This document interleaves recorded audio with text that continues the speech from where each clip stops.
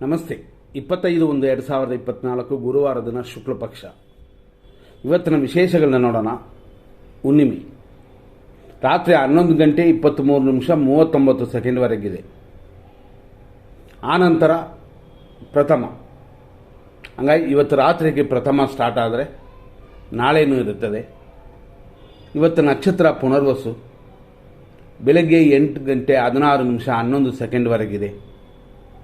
ಆನಂತರ ಪುಷ್ಯ ನಕ್ಷತ್ರ ಪ್ರಾರಂಭವಾಗಿ ದಿನ ಪೂರ್ತಿ ಇದೆ. ನಾಳೆಯೂ ಪುಷ್ಯ ನಕ್ಷತ್ರ ಇದೆ.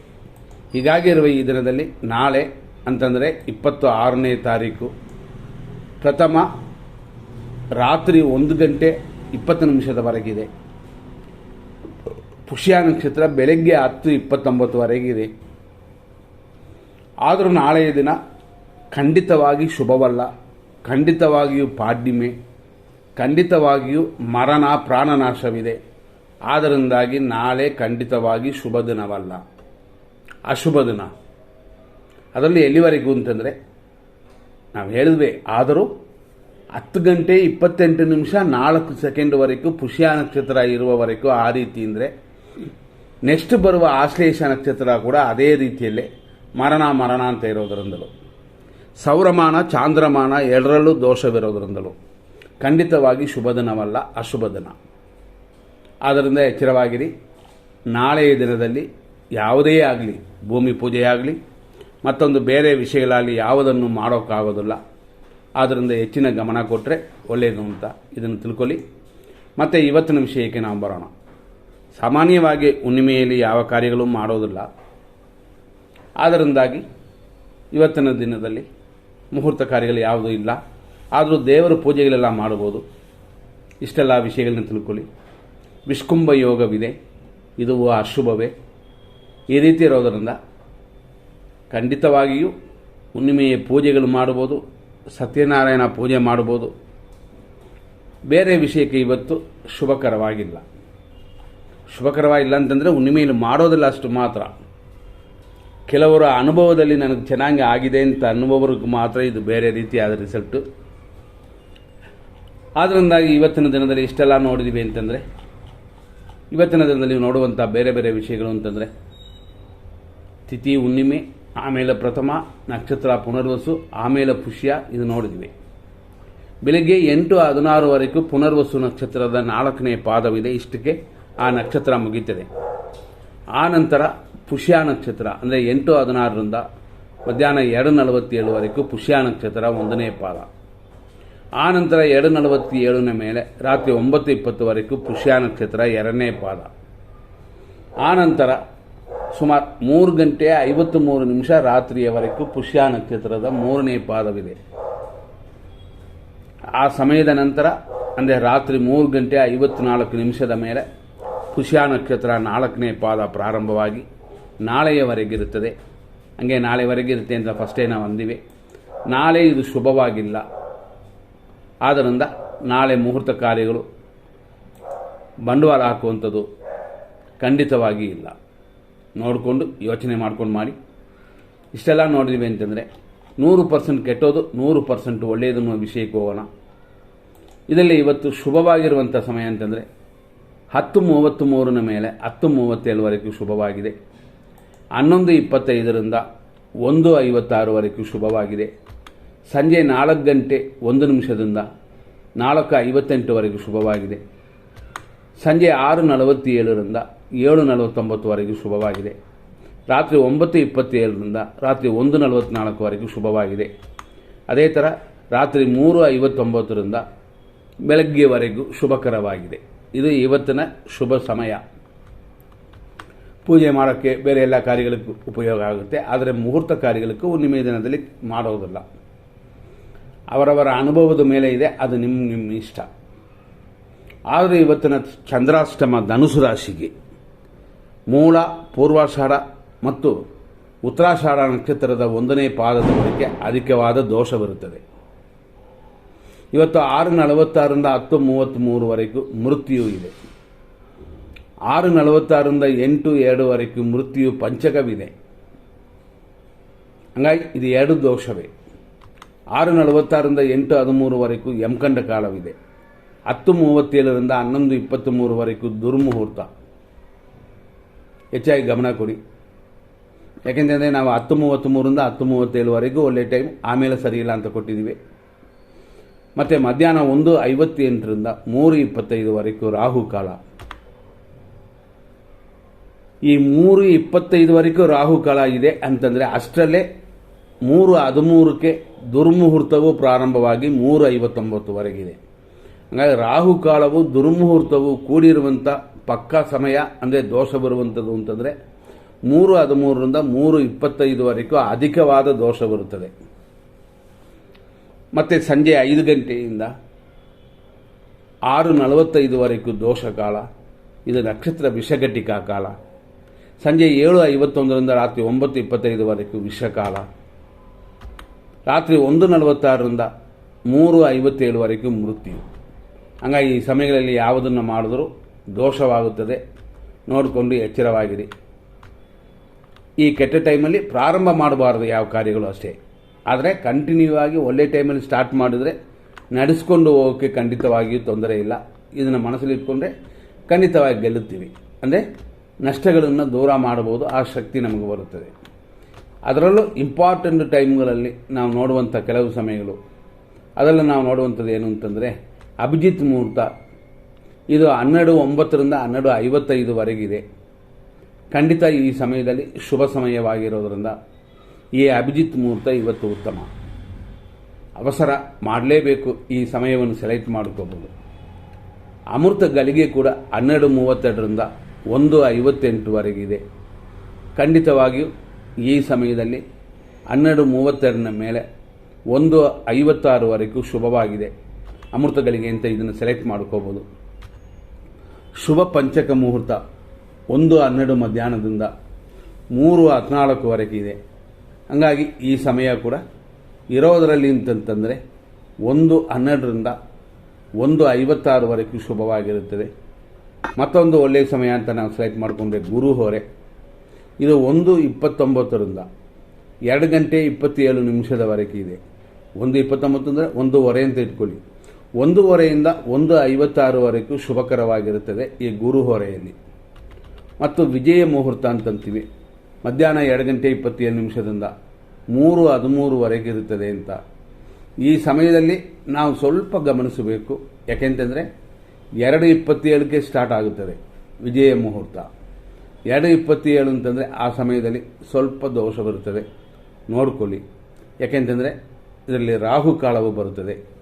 ಆದ್ದರಿಂದ ವಿಜಯ ಮುಹೂರ್ತದಲ್ಲಿ ಸ್ವಲ್ಪ ಕೊರತೆ ಇದೆ, ನೋಡ್ಕೊಂಡು ನಿಮ್ಮ ಕಾರ್ಯಗಳನ್ನು ಮಾಡಿ. ಮತ್ತೊಂದು ಒಳ್ಳೆಯ ಸಮಯ ಅಂತಂದರೆ ಶುಕ್ರ ಹೊರೆ. ಇದು ಸಂಜೆ ಬರುವಂಥ ಸಮಯ. 4:22 ಮೇಲೆ 5:20ವರೆಗಿದೆ. ಖಂಡಿತವಾಗಿ ಈ ಸಮಯದಲ್ಲಿ ಅಂದರೆ 4:22 ಮೇಲೆ 4:58ವರೆಗೂ ಶುಕ್ರ ಹೊರೆ ಶುಭವಾಗಿದೆ. ಆದ್ದರಿಂದ ಈ ಸಮಯವನ್ನು ಖಂಡಿತ ಉಪಯೋಗಿಸ್ಕೋಬೋದು. ಹೆಣ್ಣು ಮಕ್ಕಳಕ್ಕಾದ ಕಾರ್ಯಗಳಿಗೆ ಇದು ಇನ್ನೂ ಶುಭ ಸಮಯ. ಸಂಜೆ 6:17ರಿಂದ 7:51ವರೆಗೂ ಅಮೃತ ಇದೆ.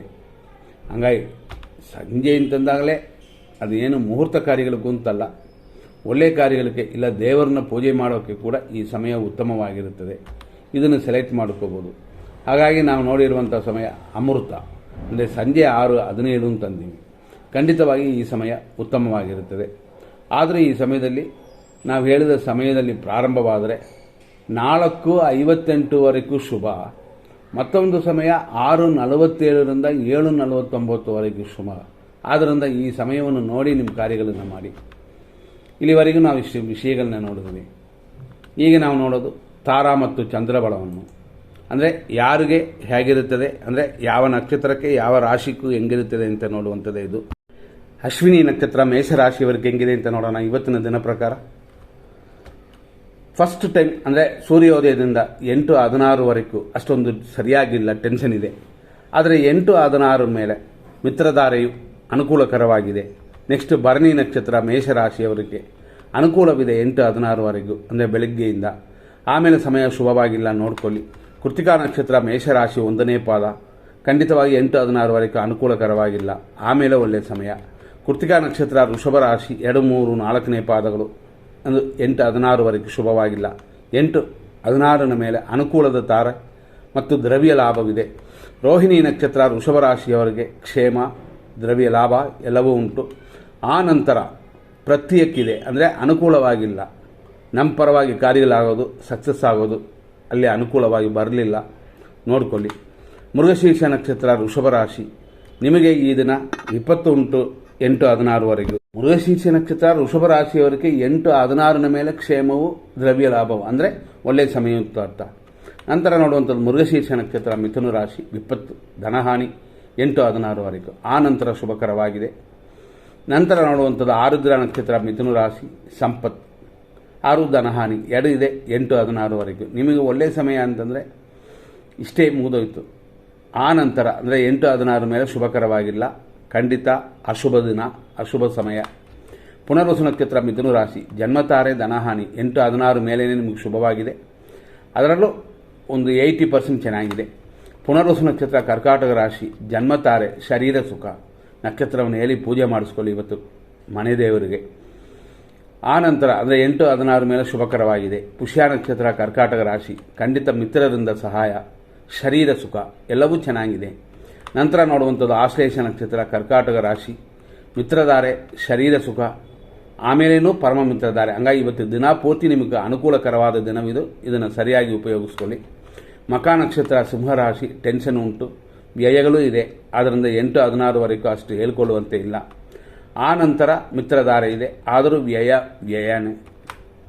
ಪುಬ್ಬ ನಕ್ಷತ್ರ ಸಿಂಹರಾಶಿ, ಅನುಕೂಲ, ಧನವ್ಯಯ ಇದು 2 ಉಂಟು 8-16ವರೆಗೂ. 8-16ನ ಮೇಲೆ ಟೆನ್ಷನ್. ಉತ್ತರ ನಕ್ಷತ್ರ ಸಿಂಹರಾಶಿ, ಪ್ರತ್ಯೇಕ್ತಾರೆ 8-16ವರೆಗೂ ಸರಿಯಾಗಿಲ್ಲ. ಆ ನಂತರ ಶುಭಕರವಾಗಿದೆ. ಉತ್ತರ ನಕ್ಷತ್ರ ಕನ್ಯಾ ರಾಶಿ, 8-16ವರೆಗೂ ಅನುಕೂಲಕರವಾಗಿಲ್ಲ. ಆ ನಂತರ ಶುಭಕರವಾಗಿದೆ. ಹಸ್ತ ನಕ್ಷತ್ರ ಕನ್ಯಾ ರಾಶಿ, ಕ್ಷೇಮ, ಇಷ್ಟಾರ್ಥ ಸಿದ್ಧಿಯೆಲ್ಲ 8-16ವರೆಗೂ ಚೆನ್ನಾಗಿದೆ. ಆ ನಂತರ ಅಷ್ಟೊಂದು ಶುಭವಾಗಿಲ್ಲ. ಹಾಗಾಗಿ ಬೆಳಗ್ಗೆನೇ ನಿಮ್ಮ ಕೆಲಸಗಳನ್ನು ಮಾಡಿಕೊಳ್ಳಿ. ಚಿತ್ತ ನಕ್ಷತ್ರ ಕನ್ಯಾ ರಾಶಿ, ವಿಪತ್ತು, ಇಷ್ಟಾರ್ಥ ಸಿದ್ಧಿಯೆಲ್ಲ ಉಂಟು. ಆದರೂ ಈ ಸಮಯವನ್ನು ಅವಾಯ್ಡ್ ಮಾಡಿ 8-16ವರೆಗೂ. ಆ ನಂತರ ಎಲ್ಲವೂ ಚೆನ್ನಾಗಿದೆ. ಚಿತ್ತ ನಕ್ಷತ್ರ ತುಲಾರಾಶಿ, ಅಂದರೆ 3 ಮತ್ತು 4ನೇ ಪಾದಗಳು, ವಿಪತ್ತಿದೆ 8 ಕಾಲುವರೆಗೂ. ಕೆಲಸಕ್ಕೆ ಅರ್ಜೆಂಟಾಗಿ ಹೋಗೋರೆಲ್ಲ ಸ್ವಲ್ಪ ಹುಷಾರು. 8-16 ಮೇಲೆ ಶುಭಕರವಾಗಿದೆ. ಸ್ವಾತಿ ನಕ್ಷತ್ರ ತುಲಾರಾಶಿ, ಸಂಪತ್ತಿದೆ, ಕೆಲಸ ಕಾರ್ಯದಲ್ಲಿ ಅಭಿವೃದ್ಧಿ ಇದೆ 8-16ವರೆಗೂ. ಆಮೇಲೆ ಗಾಡಿಯಲ್ಲಿ ಹೋಗೋರೆಲ್ಲ ಎಚ್ಚರವಾಗಿರಿ, ಮನೆ ದೇವರನ್ನ ಪೂಜೆ ಮಾಡಿಕೊಳ್ಳಿ.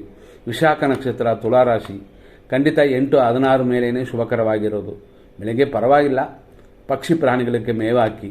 ವಿಶಾಖ ನಕ್ಷತ್ರ ವೃಶ್ಚಿಕ ರಾಶಿ, ಜನ್ಮತಾರೆ, ಕಾರ್ಯಗಳಲ್ಲಿ ಅಡೆತಡೆ ಉಂಟು. 8-16ನ ಮೇಲೆ ನಿಮ್ಮ ಕಾರ್ಯಗಳು ಚೆನ್ನಾಗಿದೆ.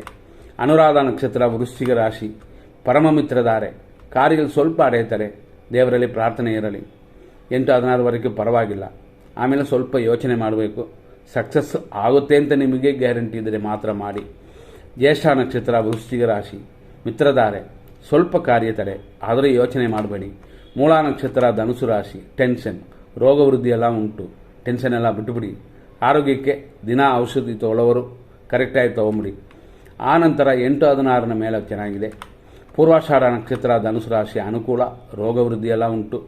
ಆದ್ದರಿಂದ ಆರೋಗ್ಯದಲ್ಲೇ ಗಮನ. ಇವತ್ತು ಊಟ ತಿಂಡಿಯಲ್ಲಿ ಇವತ್ತು ದಿನ ಪೂರ್ತಿ ಎಚ್ಚರವಾಗಿ ಮೇಂಟೈನ್ ಮಾಡಿಕೊಳ್ಳಿ. ಉತ್ತರಾಷಾಢ ನಕ್ಷತ್ರ ಧನುಸು ರಾಶಿ, 1ನೇ ಪಾದ, ಖಂಡಿತ ಶುಭವಾಗಿಲ್ಲ 8-16ವರೆಗೂ. ಆ ನಂತರ ಪರವಾಗಿಲ್ಲ, 60% ಚೆನ್ನಾಗಿರುತ್ತೆ. ಆದರೂ ಆರೋಗ್ಯದ ವಿಷಯ ಗಮನವೇ. ಉತ್ತರಾಷಾಢ ನಕ್ಷತ್ರ ಮಕರ ರಾಶಿ, ಖಂಡಿತ 8-16ವರೆಗೂ ಅನುಕೂಲಕರವಾಗಿಲ್ಲ. ಆ ನಂತರ ಎಲ್ಲವೂ ಶುಭವಾಗಿದೆ. ಶ್ರವಣ ನಕ್ಷತ್ರ ಮಕರ ರಾಶಿ, ಕ್ಷೇಮ, ಸುಖ, ಅಭಿವೃದ್ಧಿ 8-16ವರೆಗೂ ಚೆನ್ನಾಗಿರುತ್ತದೆ.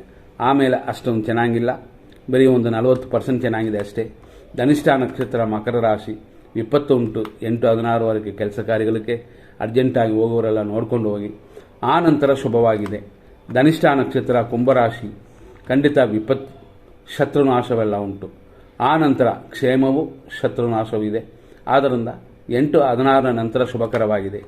ಶತಭಿಷ ನಕ್ಷತ್ರ ಕುಂಭರಾಶಿ, ಸಂಪತ್ತು, ಶತ್ರುನಾಶ 8-16ವರೆಗೂ ಚೆನ್ನಾಗಿದೆ.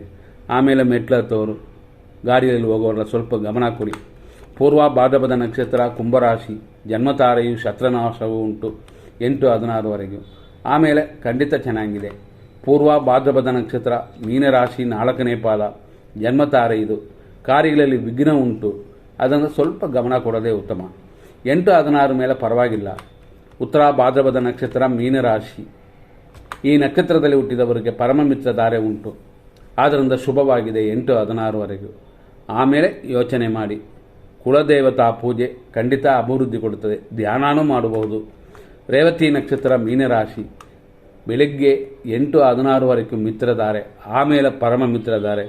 ಹಾಗಾಗಿ ಪರರಿಂದಲೂ ಮಿತ್ರರಿಂದಲೂ ಗುರುಗಳ ಆಶೀರ್ವಾದದಿಂದಲೂ ನಿಮ್ಮ ಕೆಲಸಗಳೆಲ್ಲ ಚೆನ್ನಾಗಿ ನಡೀತದೆ. ಇದನ್ನು ಮನಸ್ಸಲ್ಲಿಟ್ಕೊಂಡೇ ನಿಮ್ಮ ಕಾರ್ಯ